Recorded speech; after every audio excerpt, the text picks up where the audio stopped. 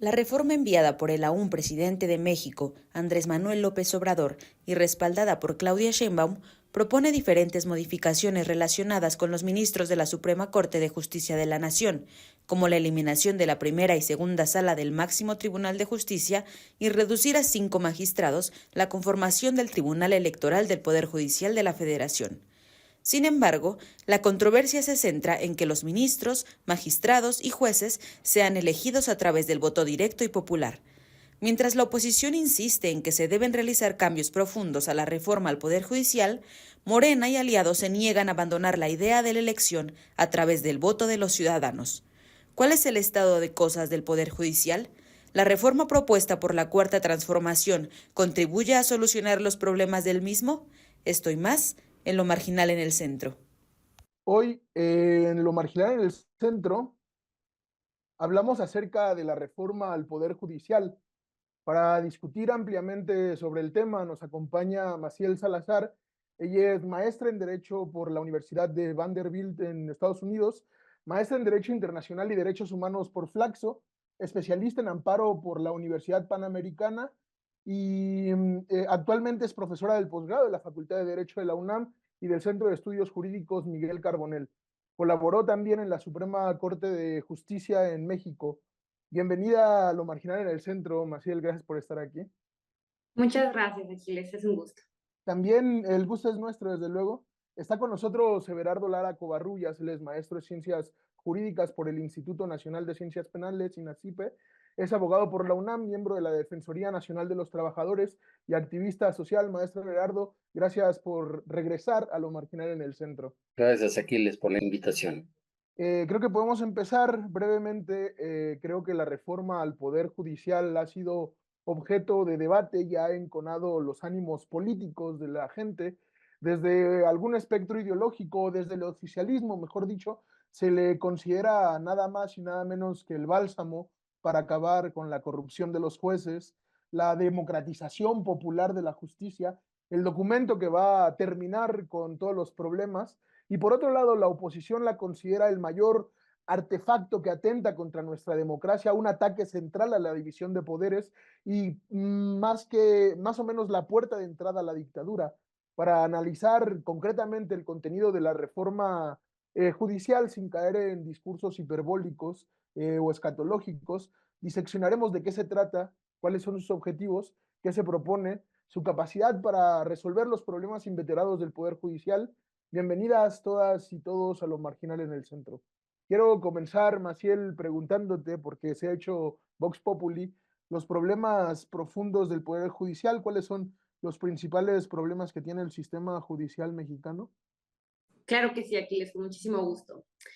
Bueno, creo que la verdad podríamos pasar horas conversando en relación con pues, todos los problemas, ventanas de oportunidad, de retos que tiene el Poder Judicial y el sistema de justicia en México, ¿no? Sin embargo, digamos, ahora sí, por el tiempo tan limitado que tenemos, a mí me gustaría resaltar lo que yo puedo englobar en dos grandes problemas. El primero tiene que ver con la falta de acceso a la justicia y el rezago en la resolución de los asuntos, ¿no? Hay que recordar que nuestro artículo 17 constitucional menciona que toda persona tiene derecho a una justicia pronta y expedita, que va a ser gratuita, completa e imparcial. Sin embargo, digamos, el mundo real, ya de lo que todo mundo vive, los ciudadanos de a pie, nos damos cuenta que esto no es así. E incluso de conformidad con datos del Censo Nacional de Impartición de Justicia, elaborado por el INEGI, que fue en junio del año pasado, con datos del 2022, nos dice que prácticamente, excepto por los impedimentos, todos los asuntos que conoce el Pleno, básicamente de la Suprema Corte de Justicia, tienen una duración mayor a 100 días, ¿no? Ahora bien, nos vamos a, digamos, al techo y nos muestran datos que, hablando de un amparo en revisión en materia administrativa, el promedio de rezago, digamos, para la resolución de estos asuntos es de 1903 días, lo cual significa más de 5 años en espera de una resolución. En el caso de las salas de la Suprema Corte, sí son, digamos, como regla general, tiempos más expeditos. Sin embargo, tampoco podemos señalar que es una cuestión de meses, ¿no? Por ejemplo, para el caso del amparo directo en materia penal, nos dicen los datos que es un promedio de 673 días para la resolución. Ahora bien, a estos puntos, a estos plazos, hay que añadirles el tiempo de los juicios, ahora sí que de origen, ¿no? Por ejemplo, las primeras y las segundas instancias. Entonces, estamos hablando que hoy en día el ciudadano promedio tiene que pasar años para poder llegar a ver una resolución que pueda, de alguna u otra forma, digamos, resolver su problema y en el mejor de los casos, hacer justicia, ¿no? Porque no siempre llegar a obtener una sentencia significa justicia, ¿no? Ahora bien, respecto del otro punto, que también va muy de la mano con el anterior, es el tema de la corrupción, falta de profesionalización de los operadores y también el abuso de ciertas figuras. Por ejemplo, de conformidad con datos del informe de hallazgos de 2022 en la evaluación de la justicia penal en México, nos dicen que la corrupción se ha incrementado en todas las instituciones de seguridad e impartición de justicia. Y regresando a los temas del INEGI, en la encuesta nacional de victimización y percepción de seguridad del 2022, nos dicen que, por ejemplo, el 67.3% de los encuestados considera que hay una percepción de corrupción para las personas juzgadoras. Y, por ejemplo, frente a los temas de los policías de tránsito, que tiene 74.9. Estamos hablando de cifras que son alarmantes, ¿no? Respecto a cuál es la opinión literal de los mexicanos respecto a estas instituciones que forman parte, ahora sí que de la estructura de todos los mexicanos. En este sentido, relacionado con el tema de la corrupción, también hay que recordar que desde el 2008 se adoptó un sistema de procuración de justicia que exige mayor profesionalización de los operadores, ¿no? Hoy en día estamos inmersos, al menos desde el punto de vista teórico y en las hojas de los libros y de los códigos, en un sistema acusatorio, ¿no?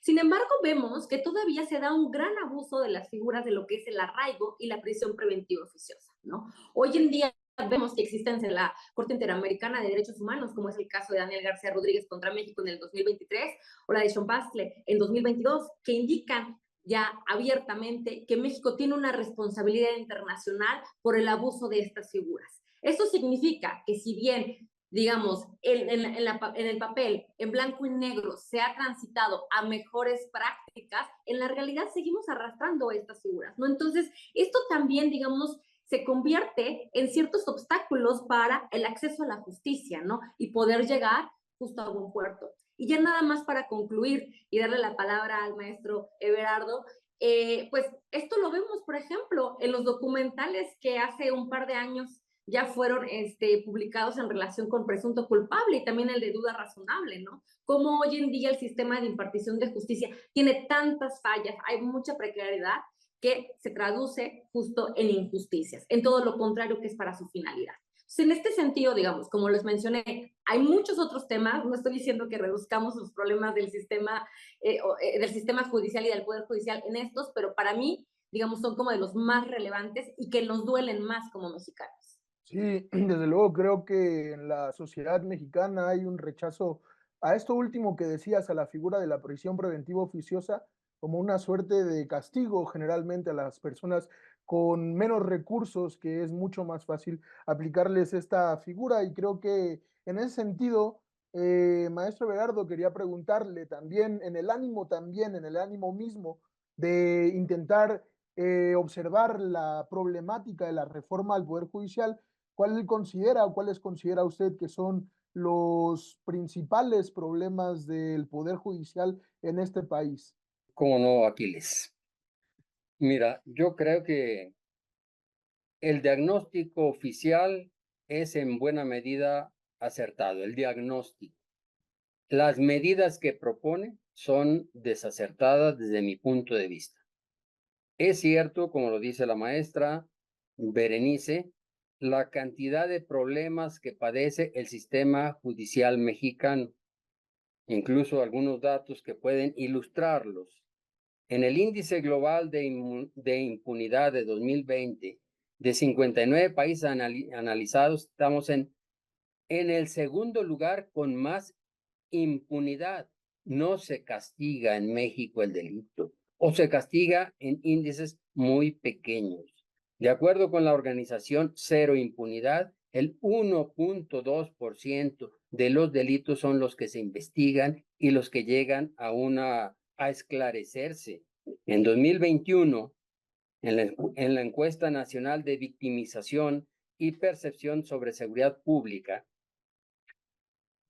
2023, 26.8 millones de delitos se cometieron, 25 millones quedaron en absoluta impunidad. Es cierto que nuestro sistema está gravemente enfermo, ese es mi punto de vista, y sí se justifica una reforma judicial, no con las características de las que está promoviendo el presidente López Obrador. Miren, en materia penal tengo algunos datos. No se trata solamente de los jueces, de los magistrados y de los ministros.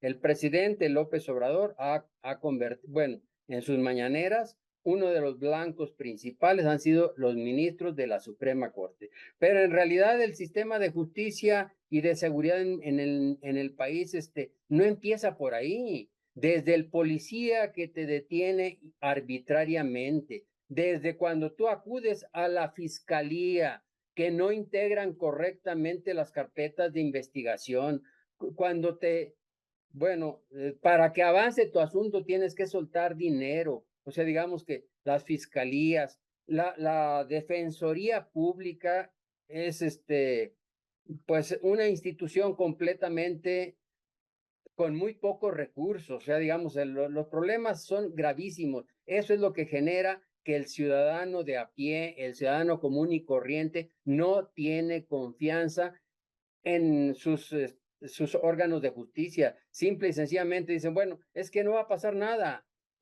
no le van a dar trámite o tengo que soltar dinero, es una perdedera de tiempo, esto no va a llegar a nada. Y si vamos a la justicia laboral o a la justicia, a los juicios civiles, familiares, la tardanza es verdaderamente espantosa. A mí me ha tocado que he tenido que esperar oigan bien, un año para tener una audiencia. Digo, bueno, ¿y esto de qué se trata?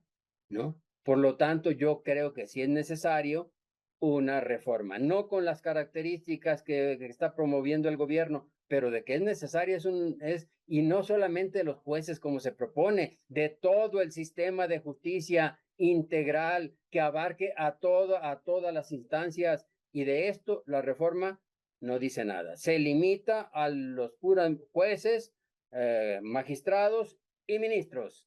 Hay una carencia de una visión global, integral, del cual está muy necesitada la justicia en México.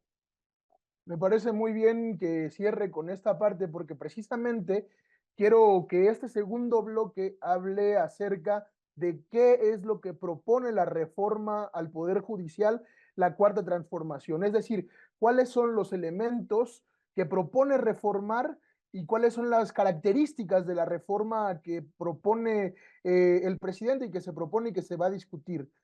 Quiero preguntarte, Berenice, en ese sentido, ¿en qué consiste la reforma? Claro que sí, Aquiles. Bueno, la reforma judicial, que en sí, pues, digamos, es esta iniciativa de reforma constitucional al Poder Judicial, digamos, forma parte de un grupo de iniciativas de reforma más grande en otras materias, como podría ser la reforma energética, por ejemplo, también el tema de pensiones, que buscan, digamos, modificar temas estructurales a lo que se le ha llamado el Plan C, ¿no? En la opinión pública. Entonces, digamos, esta reforma o esta iniciativa de reforma fue presentada por el actual presidente Andrés Manuel López Obrador el 5 de febrero. Y básicamente tiene, digamos, tiene bastantes cambios, pero yo creo que el que ha llamado más la atención de los reflectores es justo el tema de la elección popular de todos los jueces, de los magistrados y de los ministros. ¿no? Incluyendo, digamos, también lo que es el Tribunal Electoral, ¿no? Prácticamente es una reforma sustantiva, ¿no? A todo lo que es el Poder Judicial. En este sentido, se habla de la elección popular, por ejemplo, que se va a llevar a cabo en el 2025 y que esto se va a hacer a partir de una lista de 30 candidatos o candidatas, ¿no? En el caso de la Suprema Corte se está buscando que su integración se disminuya a 9 ministros y que, por ejemplo, únicamente actúe en pleno. Esto significa eliminar las 2 salas que actualmente tiene la Suprema Corte de Justicia de la Nación, la primera sala que ve los asuntos en materia civil y penal y la materia laboral y administrativa que son vistas por la segunda sala. En ese sentido, la elección popular, pues para elegir estos 9 ministros, vendrían, digamos, de unas propuestas, tanto por lo que es el Senado como la Cámara de Diputados, bueno, el Senado, Cámara de Diputados y el Ejecutivo, ¿no? En este sentido, cada uno va a elegir 10 perfiles para sumar 30 candidaturas para cada una de las posiciones. Y bueno, de conformidad con el procedimiento que nos han mencionado, el Senado es el que va a llevar a cabo, digamos, toda la revisión de estos requisitos de las personas que tendrán que ser elegibles, que tendrán que ser abogados o licenciados en Derecho con al menos 10 años de experiencia y con ciertos requisitos de edad. Y una vez que ya se haya, digamos, hecho este filtro dentro de las listas de los candidatos, ahí a su vez pasaría todo lo que es el procedimiento para el Instituto Nacional de Elecciones y Consultas, que es importante señalar que también parte de las iniciativas de reforma sería el que va a sustituir al Instituto Nacional Electoral, ¿no? Al que conocemos hoy en día. Ahora bien, ya este INEC sería el encargado de los comicios, ¿no? Hacer el escrutinio y el cómputo, digamos, ya todo el procedimiento, ¿no? En ese sentido también, otro punto muy relevante en relación con la estructura del Poder Judicial es la eliminación del Consejo de la Judicatura, ¿no? Y entonces se habla de la creación de 2 organismos, por un lado uno administrativo y otro de disciplina, ¿no? En este caso, el que más ha causado, digamos, también la opinión de diversos especialistas es el Tribunal de Disciplina Judicial, ¿no?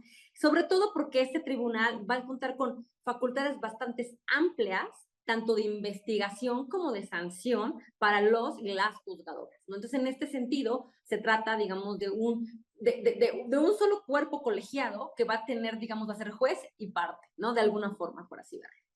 Entonces, en este sentido, este nuevo tribunal va a estar conformado también por 5 miembros que también van a ser elegidos por voto popular, ¿no?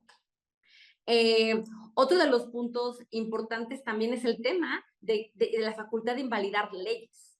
Se está buscando que la Suprema Corte ya no puede invalidar las leyes, en este caso emitidas por el Congreso, ¿no? Hoy en día tenemos esa facultad, digo, a través de las acciones de inconstitucionalidad y también de las controversias y también del juicio de amparo de alguna otra forma.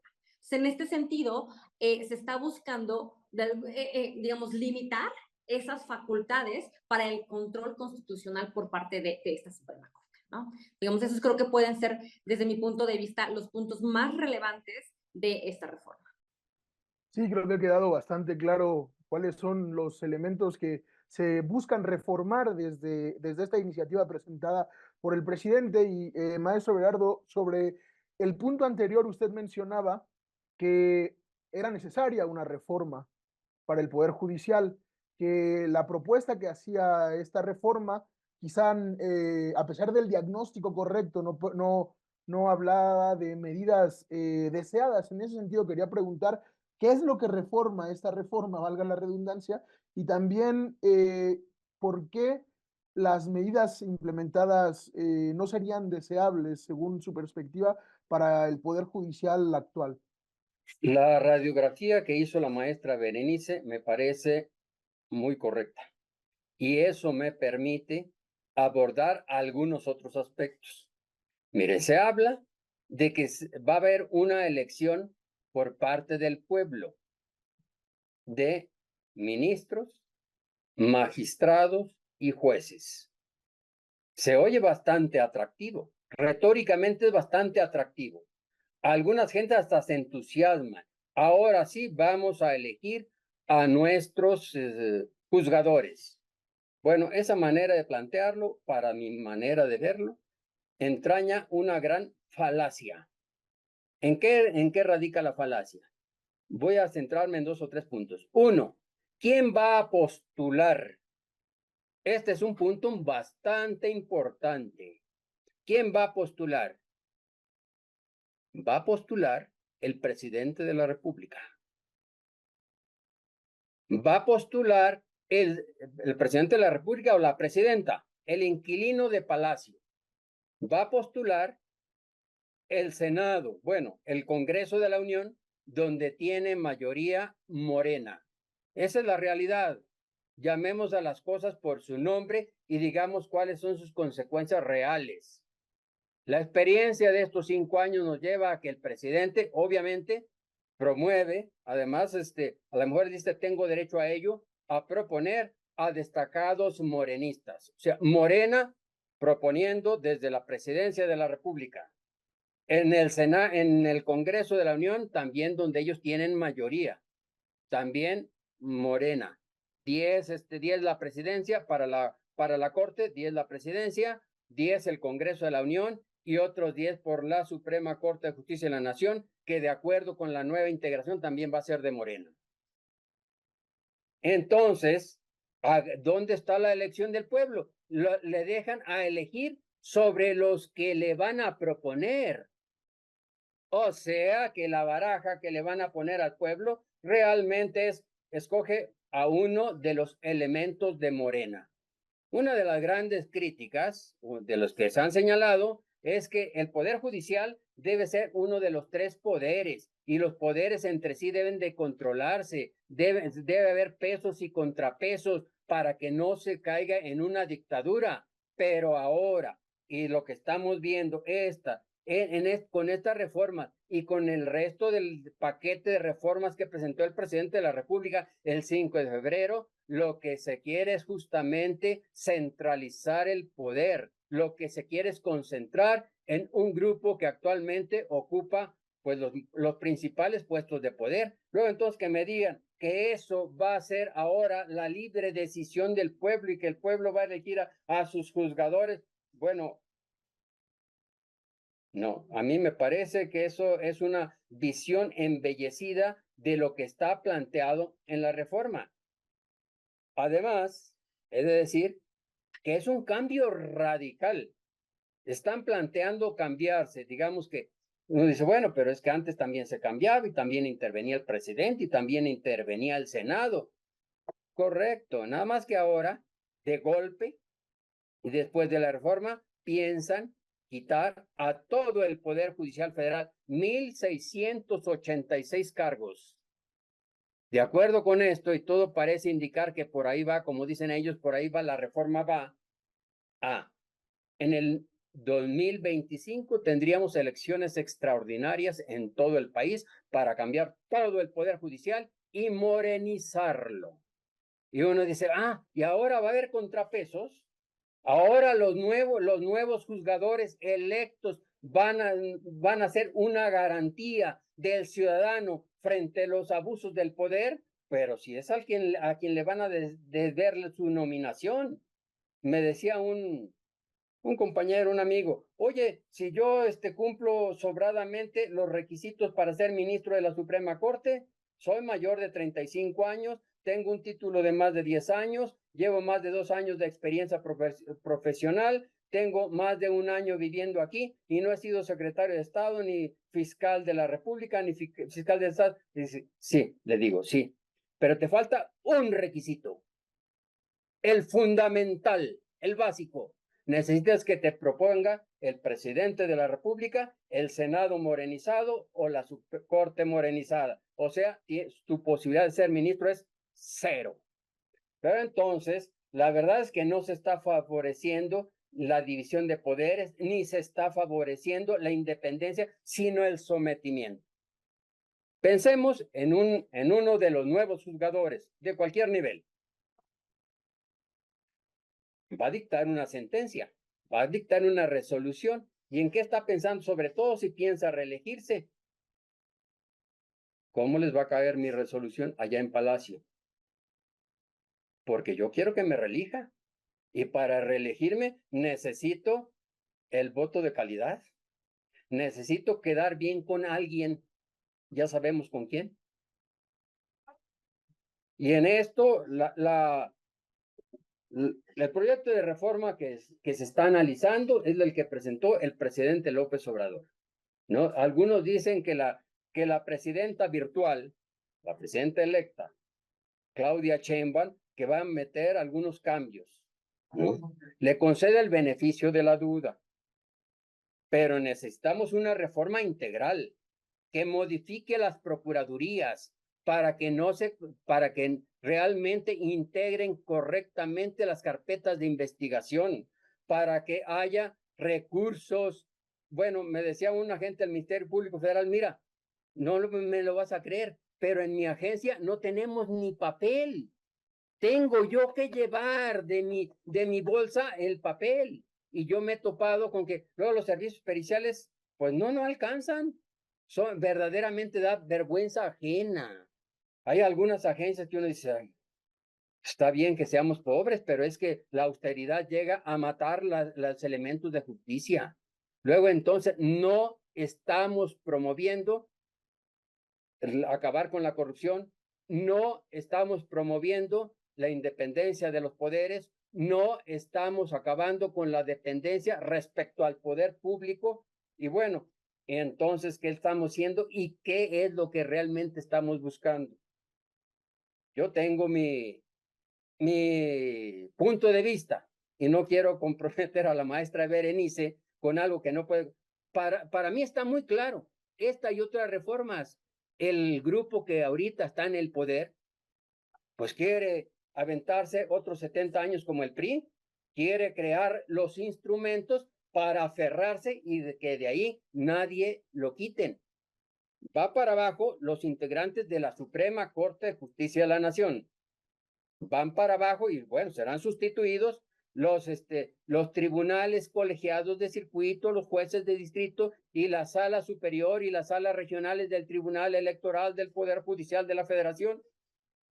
Y ahora el Senado, que es un órgano legislativo, va a tener funciones políticas porque va a decir, sí cumple con los requisitos para ser sometido a la elección. Imagínense, nada más lo que va a pasar en esa elección, que además, así con los plazos, va a empalmar con las elecciones, con las elecciones y los periodos de las elecciones políticas. ¿Por qué a la Suprema Corte a los ministros les van a tocar 12 años para que un presidente, y además coincide exactamente con 2 sexenios, nada más y nada menos? Y a ver, yo quiero ver a los ciudadanos ahora escuchando a los ministros, ¿qué va a haber campañas? Y ese dinero para esas campañas, ¿quién la va a poner? Ajá, ¿y qué es lo que van a promover esos funcionarios, esos jueces en campaña? Van a decir, yo voy a dar más años de cárcel a fulano de tal para captar simpatías. O como llegó a decir algún candidato, los derechos humanos son para los humanos, no para las ratas, y ponían allí a un pobre individuo ahí encarcelado. Eso es lo que se va a promover. Yo sí voy a respetar los derechos humanos. ¿Qué es lo que van a promover?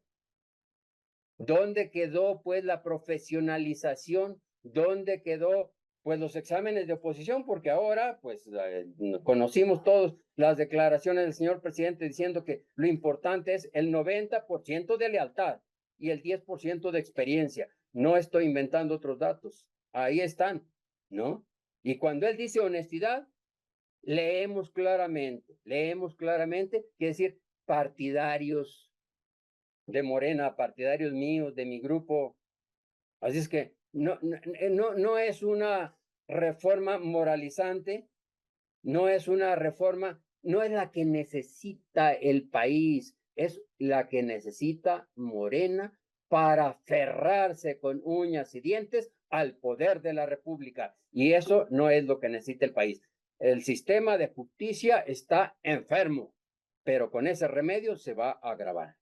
No quisiera, sé que el tiempo es muy limitado y no quiero limitar a la maestra. Muchas disculpas, maestra. A veces me emociono, pero pues la reforma merece, desde mi punto de vista, ser desechada. Pero ellos ahorita tienen la mayoría. No tengo duda. Y digo, bueno, pues es que ellos son los representantes. Es más, se consideran casi el alma del pueblo mexicano, ¿no? pero incluso si la matemática no me falla, en realidad somos 70 millones de gente con credencial de elector. Eso es lo que dice el INE todavía con ese nombre. Y por Claudia, que sí votaron muchos, 35 millones, no es la mayoría. El partido que ganó fue el partido del abstencionismo. Xochitl sacó mucho menos, 16 millones, y Maine 6 millones, entre los dos 22 millones, y Claudia 35, pero la mayoría del pueblo mexicano no votó. Esa es la verdad. ¿Por qué razón? Tendrán muchas razones, porque no les convencen, porque ninguno de los tres valdría la pena, porque no pudieron, por lo que sea. Pero, digamos, la votación no es ahora haz con el poder lo que quieras. Ojalá no nos lleve a desastres mayores. Bueno, Gracias, también, Aquil. sí, para terminar, pido también un poco de brevedad porque se nos acaba el tiempo.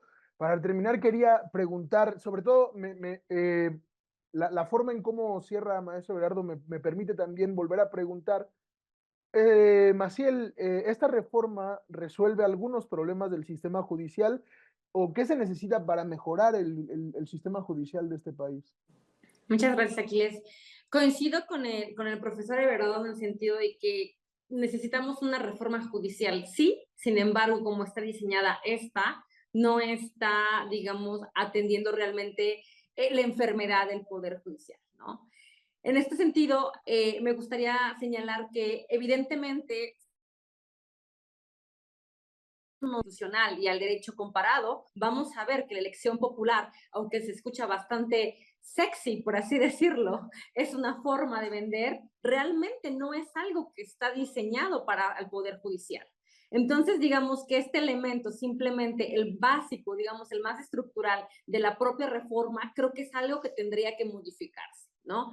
Digamos, la elección popular ha demostrado que no lleva la legitimidad de las resoluciones del Poder Judicial. La legitimidad de las decisiones de los jueces vienen de sus argumentos, viene de su imparcialidad, viene de su independencia.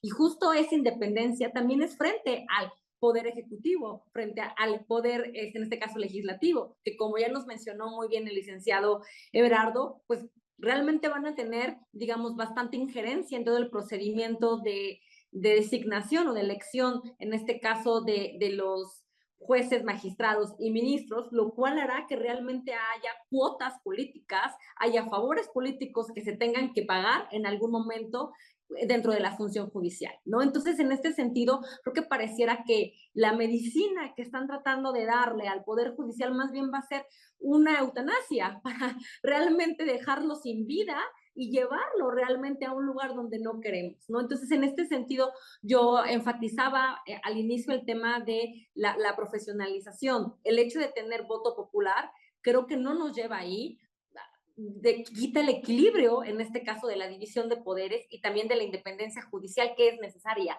Y aquí también regresando un poco al tema de por qué no es lo más adecuado, hay que recordar que si bien la democracia es algo que a la mayoría de los países occidentales es un objetivo en sí mismo, pues hay que recordar que también justo la justicia constitucional se hizo para establecer un límite a esas mayorías, ¿no? Y la historia nos los ha dicho. El gobierno de las mayorías no siempre es el más adecuado porque puede llegar justo a abusar de las minorías. Entonces, en este sentido, se necesita un poder que garantice que el poder político se ejerce a la luz de la Constitución y que no va más allá de ese núcleo duro de los derechos humanos, ¿no? En este caso de las personas. Finalmente, también creo que el tema ya específicamente de lo que es eliminar las salas, ya de lo que es el diseño de esta reforma y del tema de los procedimientos para acelerar y evitar el rezago, tampoco es lo más adecuado como tal, porque vemos hoy a través de los números, de los datos duros, que muchos de los asuntos que llegan a la Suprema Corte son, digamos, atendidos por las salas, y es lo que le da celeridad, ¿no? Realmente un asunto en pleno ya se sabe que es años para que se vea. Entonces, el hecho de que quites las salas, pues también va a implicar de alguna u otra forma estos rezagos y también va a quitar la especialidad, en este caso, para acá los asuntos, ¿no? Entonces, bueno, creo que al menos, digamos, también sé que por temas de tiempo, me gustaría por resumir como estos puntos Bueno, y ya nada más, digamos, ahora sí, el último, el tema del Consejo de la Judicatura. Entendemos perfectamente que se necesita disciplina para los jueces, sí, claro, pero bien como lo mencionaba el licenciado Everardo, no se trata de lealtad a un partido político. Y ya tener este tribunal, así como está configurado, sus facultades, puede llevar un abuso y justo hacer un instrumento para la opresión del Poder Judicial. Maestro Everardo, usted ya abordaba algunos problemas. Quiero también preguntarle cuál sería una reforma deseable que contribuyera a solucionar los problemas.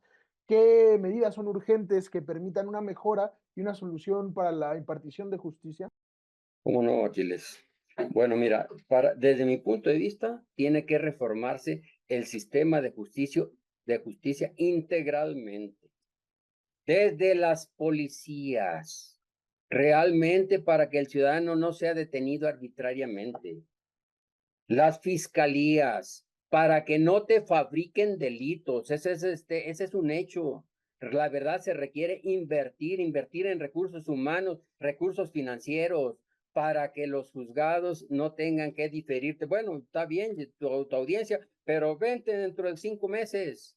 No, se requiere, como dijo la maestra, como dice la Constitución, una justicia pronta, expedita.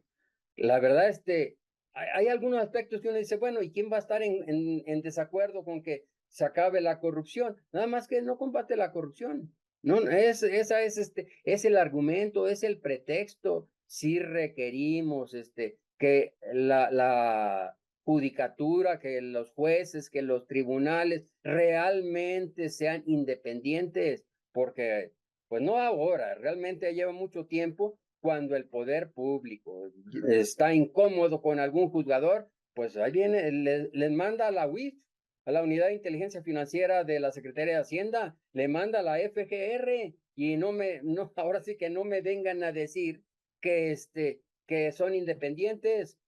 ¿A quién propuso, quién ha sostenido a pesar de tantos hierros al señor Hertz Manero? Pues el presidente de la República o a la ahora incluso recién nombrada para la Consejería de la Presidencia, a Ernestina Godoy, pues doña Claudia Sheinbaum, o sea, digamos que es el equipo. Luego entonces sí se requiere favorecer la independencia, pero ni esta reforma, ni otras buscan esta independencia, quieren centralizar, quieren conservarse en el poder. Bueno, la reforma electoral, político-electoral, que analizaremos en otra ocasión, también busca exactamente lo mismo, desaparecer los OPLES y anudar todo en el Instituto Nacional de Elecciones y Consultas, que así se llamaría, y para favorecer a quién, pues al grupo gobernante.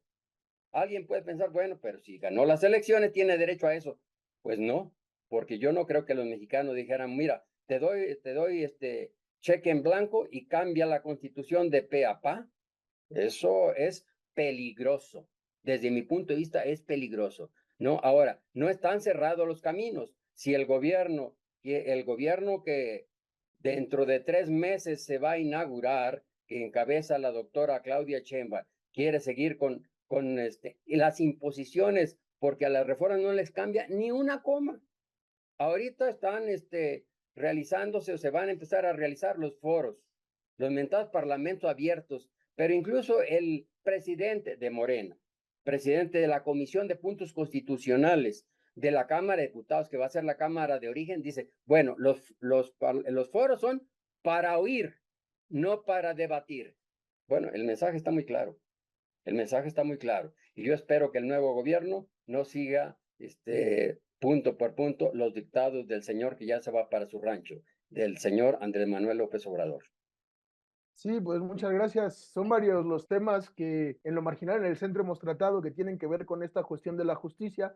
Hemos escuchado las opiniones de los especialistas que nos acompañan hoy y de especialistas que han venido a nuestro programa y creo que hemos sacado una conclusión que es casi un mantra para nosotros, para la audiencia de lo marginal en el centro, y es que para que haya justicia social, uno de los primeros pasos tiene que ser lograr que haya justicia a secas. La necesidad de reformar el poder judicial creo que es perentoria, como se ha visto, para mejorar la sociedad. de eso no hay duda, pero ahora en este programa hemos puesto a debate si la reforma de la Cuarta Transformación mejora la situación o profundiza la problemática. Si pasa lo segundo, entonces no cabe duda que estaremos más alejados de combatir la terrible desigualdad de este país. Muchas gracias, Maciel, por asistir a Lo Marginal en el Centro. Gracias, maestro Gerardo, por regresar. Agradecemos también al Centro Mexicano de Estudios Económicos y Sociales que impulsa nuestro programa. Gracias a todos los que nos ven. Nos vemos en próximas emisiones de Lo Marginal en el Centro.